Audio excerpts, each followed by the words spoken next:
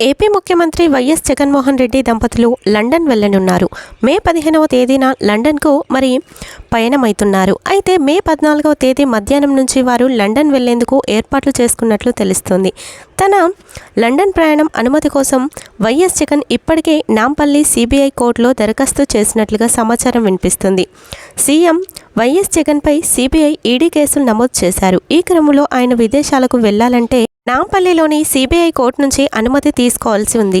మరి ఈ తరుణంలోనే విదేశీ ప్రయాణం కోసం ఆయన సిబిఐ కోర్టులో దరఖాస్తు చేశారట్లు తెలుస్తోంది. మే 15వ తేదీ నుంచి మే 30వ తేదీ వరకు వైఎస్ జగన్ దంపతులు లండన్, అమెరికాలలో ఉంటారని పార్టీలు పేర్కొంటున్నాయి. వైఎస్ జగన్ దంపతులు ఇద్దరు కుమార్తెలు, ఒకరు లండన్లో మరొకరు అమెరికాలో ఉంటున్న సంగతి తెలిసిందే. ఈ నేపథ్యంలో ఈ పక్షం రోజులు జగన్ దంపతులు కుమార్తెల వద్ద ఉంటున్నట్లు తెలుస్తోంది. అయితే ఏపీ అసెంబ్లీ, లోక్సభ ఫలితాలు జూన్ 4వ తేదీన వెలువడుతున్నాయి. అప్పటికి వైఎస్ జగన్ తన విదేశీ పర్యటన ముగించుకొని తాడపల్లి ప్యాలెస్కు చేరుకోనున్నారు.